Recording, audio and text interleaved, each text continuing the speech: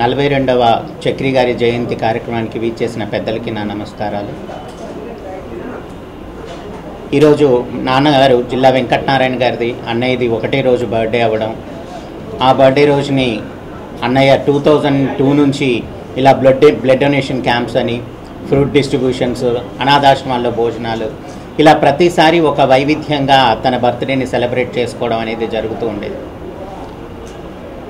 Walk for better society అని చెప్పి Prasad lab దగ్గర నుంచి ఫిలిం నగర్ వరకు నడిచి తను ప్లాస్టిక్ అవాయిడ్ చేసి పేపర్ బ్యాగ్స్ యూజ్ చేయమని చాలా అవేర్నెస్ తేవడానికి తన ప్రయత్నంగా ఇలాంటి ప్రతి సంవత్సరం ఒక వినూత్నంగా తన కార్యక్రమాలు నిర్వహించేవారు.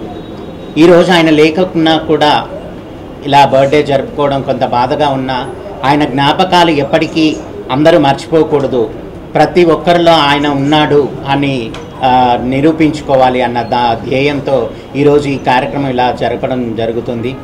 దీనికి మా కుటుంబ సభ్యులు, తర్వాత అన్నయ్య ఫ్రెండ్స్, తర్వాత అభిమానులు అందరూ పెద్ద సంఖ్యలో వచ్చి ఈరోజు బ్లడ్ డొనేషన్ క్యాంప్ని చాలా విజయవంతంగా చేశారు. అంతేకాకుండా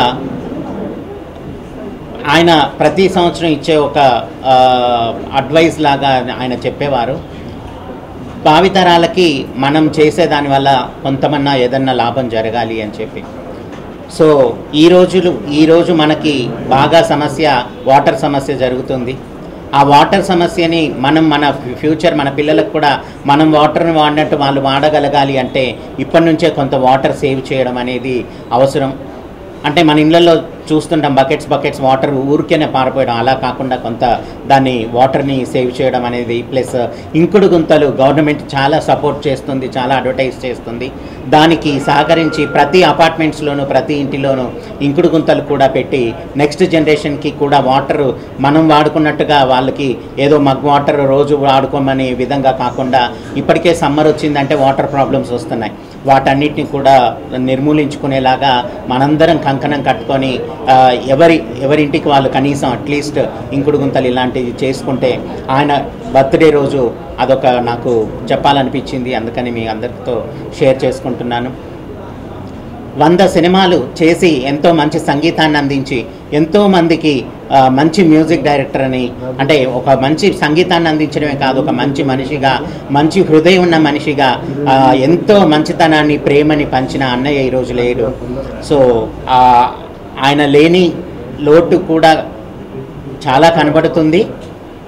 ఈవెన్తో మనం గట్టిగా ఉండి అలా అన్నయ్య ఆశయాల్ని ముందుకు తీసుకెళ్లాలన్న ధ్యేయంతో ఇది చేయడం జరుగుతుంది. నేనో రకం అనే మూవీ నా 3rd మూవీగా నేను త్వరలో ముందుకు వస్తున్నాను. అన్నయ్యని ఎలా ప్రొడ్యూసర్లు, డైరెక్టర్లు ఆశీర్వదించి 100 సినిమాల మ్యూజిక్ డైరెక్టర్గా నిలబెట్టారో, నా కృషితో నేను కూడా ముందుకు వస్తున్నాను, నన్ను కూడా అలా ఆశీర్వదిస్తారని ఇండస్ట్రీ వాళ్ళని కూడా కోరుకుంటున్నాను. ఆయనను సంగీతపరంగా కూడా ఆ కుటుంబంలో నేను, మా సిస్టరు, అక్క వాళ్ళ పిల్లలు కూడా పాడుతున్నారు. ఇలా సంగీత దాన్ని కూడా ముందుకు తీసుకెళ్లాలని భావనతో ఉన్నాము.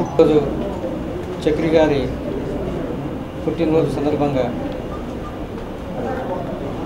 అదే రోజు జయంతి కూడా జరుపుకోవడం చాలా బాధాకరం. ఇలాంటి జరుపుతామని మేము కళలో కూడా అనుకోలేము. అట్లాంటి స్నేహం మాది, అన్నదమ్ములాగా ఉన్నాం, ఎప్పుడు కూడా అన్నదమ్ములాగానే ఉంటాం. తమ్ముని కూడా ఎంతో ప్రోత్సహించి మేము ఉన్నాం సైతం అని చెప్పేసి తమ్ముడికి ఆ రోజు నుంచి కూడా ఈరోజు కూడా ఉంటున్నాం. ఈ యొక్క జయంతిని ప్రతి సంవత్సరం కూడా ఇలాగే నెక్స్ట్ వచ్చే జయంతిలో కూడా ఏదో ఒక కార్యక్రమం చేయాలని కూడా మేము అనుకుంటున్నాం.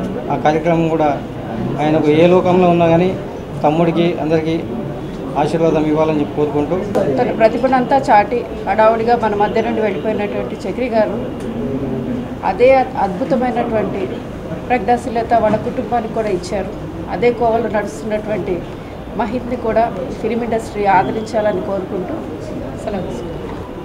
ఇక్కడ కంబాలపల్లిలో పురుడు పోసుకొని మహబూబాద్లో మచ్చ లేకుండా పెరిగి ఊరుగల్కి వర్ణతిచ్చి తెలంగాణ ముద్దుబిడ్డ, ఆంధ్ర అభిమాన గాయకుడు చక్రి గారు.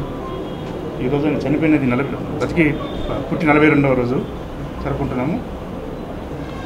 100 సినిమాలకు దర్శకత్వం వహించి అతి చిన్న వయసులోనే 40 ఏళ్ళకే ఆయన 100 నిండు నింపుకొని పైకి వెళ్ళిపోయినాడు. చాలా బాధాకరం.